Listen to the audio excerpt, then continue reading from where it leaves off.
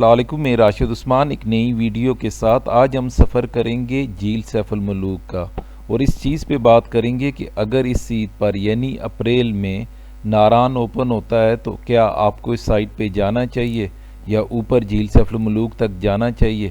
تو آپ سے گزارش ہے اگر چینل کو سبسکرائب نہیں کیا پلیز کر لیں تاکہ اس طرح کی ویڈیو آپ کو ملتی رہیں۔ ناران یہاں سے جیپیں آپ کو ملتی ہیں جو 3 سے 4 کلومیٹر دور گلیشیئر تک آپ کو پہنچا دیتی ہیں، اور یہ چیز بھی ذہن میں رکھ لیں کہ مئی جون سے پہلے یہ گلیشیئر اوپن نہیں ہوتا۔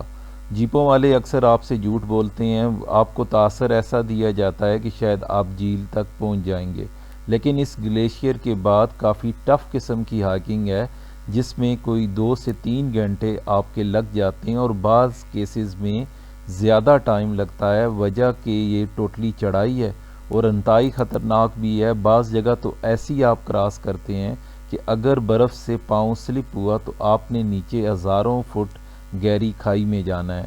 تو جب بھی جائیں پہلے ان چیزوں کو آپ دیکھیں، اس کے بعد اگر آپ کر سکتے ہیں تو پھر آپ اس سائٹ پہ جائیں۔ جیپیں گلیشیئر سے پہلے یہاں آپ کو چھوڑتی ہیں، اور یہاں سے آگے آپ نے ہائکنگ کرنی ہوتی ہے اوپر جھیل تک، جو انتہائی مشکل ہے۔ یہاں جو ہائکنگ شوز وغیرہ ہوتے ہیں برف میں چلنے کے لیے یہاں رینٹ پہ مل جاتے ہیں، تو آپ ضروری ہے کہ بوٹ وغیرہ لے لیں، کیونکہ اگر آپ اپنے نارمل شوز میں جاتے ہیں تو اوپر آپ کافی سٹرگل کرتے ہیں، جو برف ہوتی ہے وہ شوز کے اندر جاتی ہے، گیلے ہوتے ہیں پاؤں، آپ سلپ کرتے ہیں اور اوپر چلنا انتہائی مشکل ہو جاتا ہے۔ سٹرک وغیرہ یہاں سے مل جاتی ہیں، وہ بھی آپ ساتھ رکھ لیں، وہ سلپ ہونے کے کیس میں یا پش اپ کرنے کے کیس میں آپ کی کافی مدد کرتی ہیں۔ باقی گلیشیئر کو کراس کرتے ہوئے انتہائی احتیاط کریں، یہاں پاؤں سلپ ہونے کی دیر ہے، آپ نے نیچے ہزاروں فٹ گہری کھائی میں جانا ہے۔ میں نے خود چیزوں کو ادھر وٹنس کیا ہے کہ ایک بھائی کی گر کے ٹانگ ٹوٹ گئی تھی اور پھر اسے ریسکیو کرنا یہاں کافی مشکل کام تھا، تو اس وجہ سے جب بھی ایسے ایریاز میں جائیں تو انتہائی احتیاط کریں، یہ آپ کے اپنے فائدے کے لیے ہے۔ گھوڑے وغیرہ یہاں کرائے پہ مل جاتے ہیں، لیکن مشکل سفر پھر بھی آپ نے اپنے پاؤں پہ کرنا ہوتا ہے۔ گھوڑے آپ کو 1 سے 2 کلومیٹر اوپر تک لے جاتے ہیں۔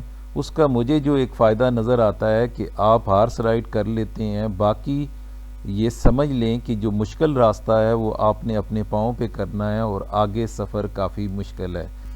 جگہ جگہ آپ کو گلیشیئر کا پانی ملتا ہے جو آپ نے کسی طریقے سے کراس کرنا ہوتا ہے، کسی جگہ پہ پانی کم ہے اور کسی جگہ پہ پانی بہت زیادہ ہے، آپ کو پانی کے بیچ میں سے گزرنا پڑتا ہے۔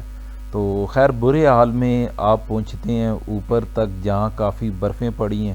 یہاں سے اگلا سفر تو ایسا ہے جیسے آپ نے پل صراط سے ہو کے گزرنا ہے، ایک تو یہ سٹریٹ ہائٹ ہے اور دوسرا برف، اور آپ کو پش کر کے اپنے آپ کو اوپر لے کے جانا ہوتا ہے جس میں کافی محنت لگتی ہے۔ سلپ ہونا تو یہاں عام سی بات ہے، آپ جگہ جگہ قدم قدم پہ سلپ ہوتے ہیں، انتہائی احتیاط کریں، اگر سلپ ہوئے تو نیچے جانا ہے، انجریز ہو سکتی ہیں، جان جا سکتی ہے، تو جب بھی جائیں تو ان ساری احتیاط کو مد نظر رکھیں۔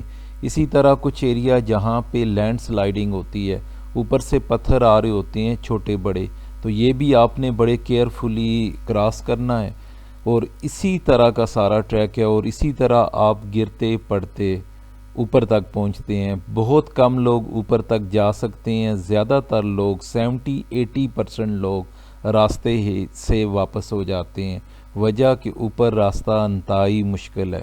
یہاں جیپ والوں کے بکاوے میں نہ آئیے گا، یہ ساری پگڈنڈیاں، یہ سارے ٹریک آپ دیکھ لیجئے، یہ سارے ٹریک آپ نے کر کے اوپر تک جانا ہے، اور یہ جہاں تک میں زوم آؤٹ کر کے آ رہا ہوں یہ سمجھے سفر کا 25% ہے، اس سے آگے بھی آپ نے اچھا خاصا جو سفر ہے وہ اپنے پاؤں پہ کرنا ہے۔ جیپ والے آپ کو کہہ دیتے ہیں کہ آپ 1 گھنٹے میں اوپر تک چلے جائیں گے، لیکن ایسا پاسیبل نہیں ہے، کافی ٹائم لگ جاتا ہے، موسم خراب ہوتا ہے، موسم کی وجہ سے بھی لوگ واپس آ جاتے ہیں، تو آپ کا جب بھی جانا ہو تو ان چیزوں کو مد نظر رکھیں۔ اتنی مشقت کے بعد جب آپ اوپر پہنچتے ہیں تو پہلی لوک جھیل کی آپ کو کچھ اس طرح سے دکھائی دیتی ہے۔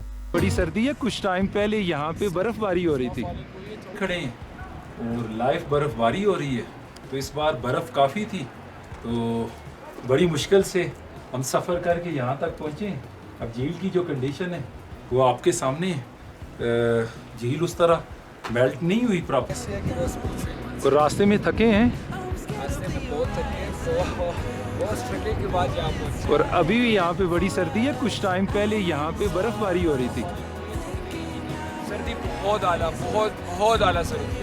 تو اب اس پہ بات کریں گے کہ آیا کہ یہ ورتھ رکھتی ہے کہ آپ اتنی مشکل کے بعد یہاں جا کے انجوائے کر سکتے ہیں، کیا یہ دیکھنے لائق ہوتی ہے. تو میرا جو ایکسپیرینس ہے، میں سمجھتا ہوں کہ جب آپ برف میں جاتے ہیں، جھیل ٹوٹلی کورڈ ہوتی ہے، یعنی سنو کورڈ ہوتی ہے، تو آپ کو اس طرح کے ویو نہیں ملتے. جو پیچھے اس کے بڑی ایک پیک ہے جو کافی فیمس ہے، ملکہ پربت، تو اس پہ بادلوں کے جرمٹ ہوتے ہیں تو آپ کو وہ بھی نظر نہیں آتی. یعنی جھیل سیف الملوک کی جو خوبصورتی ہے وہ اس کے بیک گراؤنڈ کی جو پہاڑ ہیں انہی کے ساتھ میں ہے، نہیں تو یہ تو پانی کا ایک جوہڑ ہے. تو اس کنڈیشن میں نہ آپ کو پانی ملتا ہے اور نہ پیچھے جو پہاڑ ہوتے ہیں اس کے ویو کلیئر ملتے ہیں. تو میں نے دیکھا ہے کہ کوئی 90-95% لوگ مایوس ہوتے ہیں. وہ جس طرح سے ایک سکیچ بنا کے آئے ہوتے ہیں جھیل کا، انہیں اس طرح کا یہاں پہ کوئی منظر نہیں ملتا. یہ ملکہ پربت کا پہاڑ ہے اور جھیل سیف الملوک کی ساری خوبصورتی اسی پہاڑ سے ہے. یعنی آپ جاتے ہیں، آپ اس کے بیک گراؤنڈ میں یہ پہاڑ دیکھتے ہیں، نیچے آپ کو واٹر پونڈ ملتا ہے، تو یہ دیکھنے میں انتہائی اچھا لگتا ہے. باقی جھیل کے ارد گرد کے جو حالات ہوتے ہیں وہ اس طرح کے سبزہ بالکل جلا ہوتا ہے، اوپر برف ہی برف پڑی ہوتی ہے. تو آپ کو کوئی اتنا آئیڈیل سین نہیں ملتا جو میں سمجھتا ہوں کہ آپ اتنی مشقت کر کے جائیں تو جس سے آپ انجوائے کر سکتے ہیں. 10 سے 15-20 منٹ میکسیمم. موسم یہاں پہ تبدیل ہوتا رہتا ہے تو میکسیمم آپ 10 سے 15 منٹ رک سکتے ہیں. تو لوگ بھاگ رہے ہوتے ہیں اور جتنا مشکل اوپر جانا ہے اس سے زیادہ مشکل نیچے آنا ہے. آتے ہوئے تو آپ بہت زیادہ سلپ ہوتے ہیں.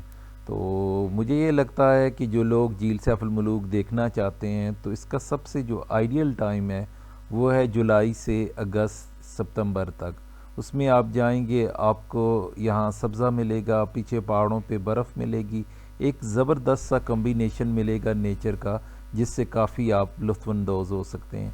پر امید ہوں کہ یہ ویڈیو اور یہ معلومات آپ کو پسند آئی ہوں گی. اگر آپ کو پسند آئیں تو اس ویڈیو کو لائک شیئر سبسکرائب کریں. اسی طرح کی کسی معلوماتی ویڈیو کے ساتھ ملتے ہیں ایک نئے ایپیسوڈ میں. تب تک مجھے راشد عثمان کو اجازت دیجیے. ملتے ہیں کسی نئے ایپیسوڈ میں نئے مقام کے ساتھ.